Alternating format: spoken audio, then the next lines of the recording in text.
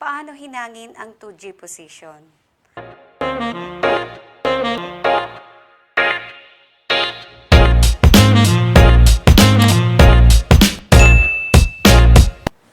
Hi everyone, I'm Ma'am Annabelle from Home of Welds.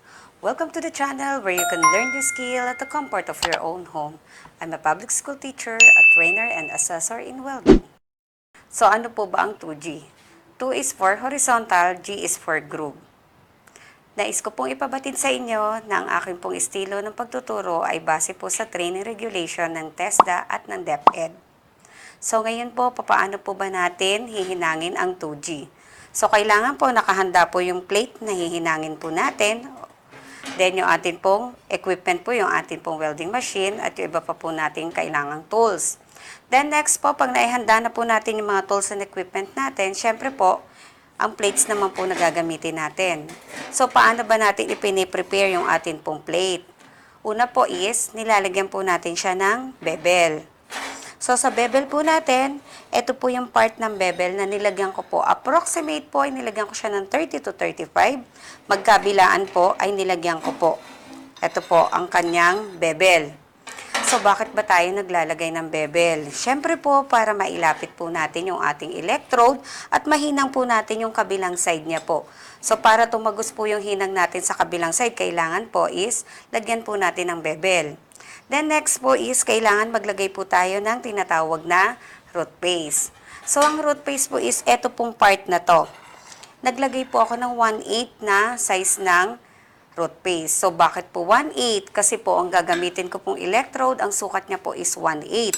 So, kabilaan pong part ng aking pong plate, naglagay po ako ngayon ng tag 1/8 na root paste. So, ang root paste po ay nilalagay para po meron pong lalandingan ng root pass or ng penetration. So, para meron pong sasalo ng aking penetration o ng akin pong root pass. So, kapag po kasi meron po siyang root paste, hindi po mabubutas yung atin pong pinaka-bakal. Once na wala po kasi tayong nilagay na root paste, mabubutas lamang po yung atin pong bakal dahil hindi po kaya ng atin pong bakal na sumalo ng hinang kapag po wala po siyang root paste. So, malulusaw lamang po siya. So, napaka-importante, maglagay po tayo ng lalandingan ng root pass, yun nga pong root paste, para po hindi lamang mabutas yung ating plate. So, natapos na po tayong maglagay ng bevel at ng root paste.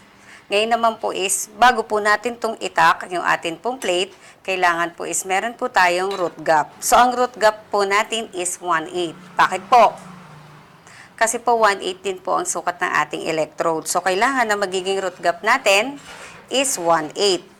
So, bago natin po siya itak, check po natin kung tayo po ay nakapaglagay ng tamang root gap. Which is 1/8 ang electrode, 1/8 din po ang ating root gap.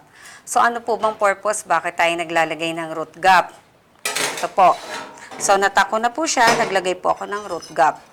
So, ang root gap po kasi is, siya po ang sumasalo ng molten metal natin na kung saan kailangan po ma-maintain po natin yung ating keyhole habang tayo po ay nagmamanipulate ng atin pong crescent motion o ng whipping motion natin sa atin pong root pass. So, yun po ang purpose kung bakit tayo kinakailangan maglagay ng root gap. So, dun po natin, yun po yung mga kailangan natin gawin kapag ka po tayo ay magpe-prepare ng ating bakal. Lalagyan po natin siya ng bevel, may root paste po. At bago natin itak, kailangan meron po siyang 1/8 na root gap. So, ayun po ang ating preparation ng ating bakal.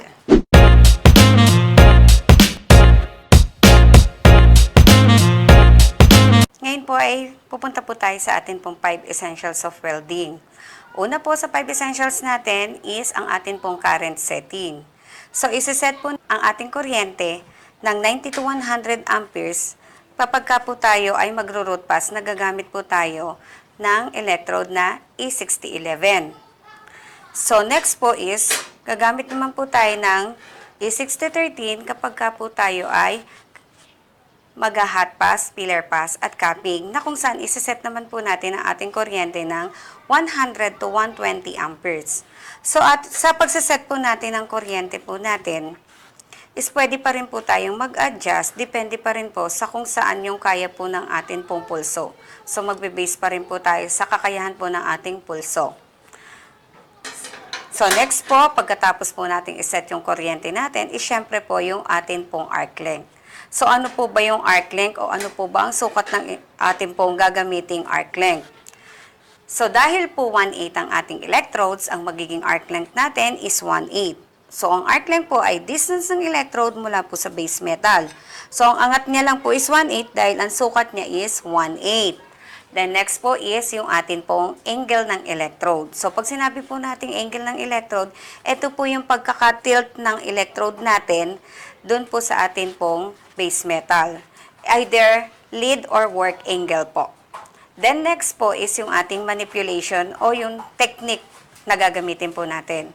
So sa atin pong horizontal position, okay po, pag nag-horizontal position po tayo po ay magle-layer. So bakit po tayo magle-layer? So syempre po, para maiwasan na mababad yung atin pong base metal at maiwasan po natin na masyado po siyang mababad sa sobrang init na pwede pong mabutas lang yung atin pong pinaka-plates. So, gagamit po tayo ng manipulation o technique na pwede po tayo mag-stringer bead o yung kung saan hinahatak lamang po natin yung atin pong electrode. Pwede po tayong gumamit ng small circular, small crescent, at small zigzag motion. So, yun po yung mga technique na gagamitin po natin kapag ka po tayo ay naghinang na po ng ating 2G position. Then, next po is yung atin pong travel speed.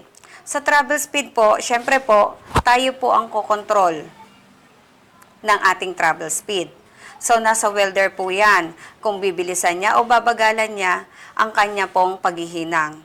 So, syempre po, tinitingnan po natin bilang isang welder, i-check po natin yung lusaw po ng ating molten metal kung kinakailangan ba nating bilisan o bagalan yung ating paghatak o yung ating pong paghatak ng ating pong travel speed o ng ating electrode doon sa ating pong hinihinang.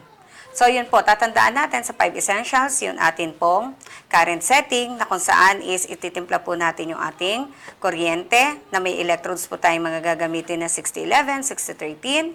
Then next po is yung ating arc length. Then after that, yung atin pong angle of electrode, yung manipulation ng atin pong technique o manipulation o yung technique na gagamitin po natin at yun pong travel speed po natin. So, yun po ang ating 5 essentials of welding. So, ngayon po ay hinihinag na po tayo ng ating 2G position. So, select ko po ang ating kuryente ng 90 to 100 amperes po ang setting po natin. So, nag-set po ako ng 90 amperes. So, root pass po, gagamit po tayo ng 6011 at mag-angle of electrode po ako ng 10 to 15 po. Pwede po tayo mag-angle ng 10 to 15. So, start po tayo ng ating 2G position.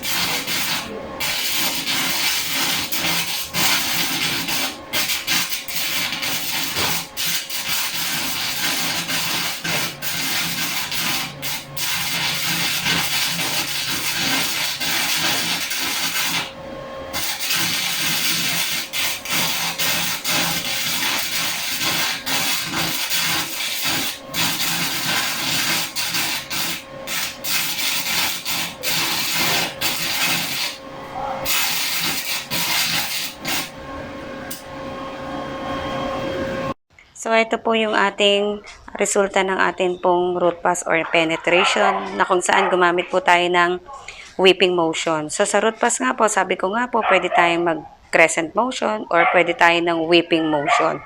So, yan po. Root pass po yan ng horizontal position o ng 2G position. So, natapos po tayo sa ating pong root pass. Ngayon naman po is mag-hot pass sa ating po tayo. So, hot pass, mirror pass at topping, pwede po tayong gumamit ng 6-liter kit, magagamit po tayo ng kuryente ng 100 to 120 amperes. So, simulan na po natin ang ating hot pass. Hot pass, fuel pass, or cutting po. Okay po. So, dito please magle-layered po tayo. Hanggang cutting po tayo naka-layered.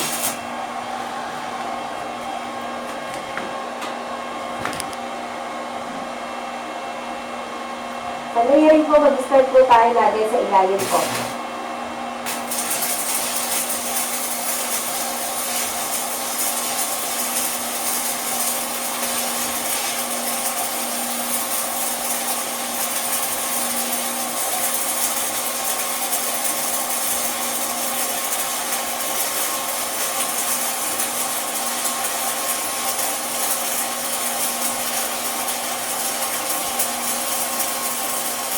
Pwede po tayo mag-dragging o pwede po tayo mag-stringer bead.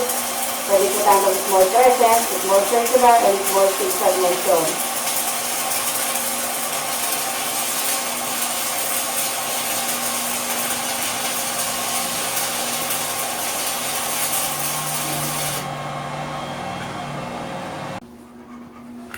So, ito po yung ating cupping ng ating pong 2G position. So, nag-hot pass po tayo, nag-layered po tayo, then after that po, nilinis po, at ito na po yung pinaka-cupping niya po.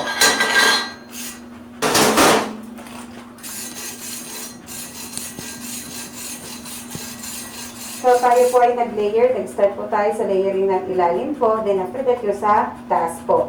So, ito po yung ating 2G position, horizontal position po. So, ito po, ang resulta po ng ating 2G position o horizontal position. So, ito naman po yung ating cupping ng horizontal position. So, nag-hot pass na po ako dyan o nag-pillar pass na po ako dyan ng layered po. So, ito pong pinakaibabaw na to, tinatawag po siyang cupping. So, nag-start po ako sa ilalim. Ito po, ang ilalim po ginamit ko is nag-layered po ako at gumamit po ako rito sa ilalim na start po ako dyan sa ilalim tapos saka po ako nag-layered sa taas po. So, ang ginamit ko po dyan ay small circular motion. So, ayan po yung cupping ng 2G position o ng horizontal position. So, sabi ko nga po, pwede tayo mag-small circular, small crescent, small zigzag, or pwede rin po tayo mag-stringer bead sa atin pong pagle-layered ng horizontal position. Lagi po natin tatandaan na ang mahusay na hinang ay dapat uniform at straight po yung ating bead. Tapos po ang ating pong root pass. Halos hindi po halata yung ating pong dugtungan. At dapat po sapat lamang po yung reinforcement natin o yung kapal at yung dapat po ng ating pong hinang. At higit sa lahat, dapat po ay wala po siyang defects. So yun po yung dapat po natin tatandaan at isasaalang-alang sa paghihinang po natin. So, ito po yung ating 2G position o yung ating pong horizontal position. Keep learning everyone. Hit the notification bell for you to be updated whenever we upload new videos. Learn deeper by watching our other videos. Be healthy, stay safe, and God bless everyone.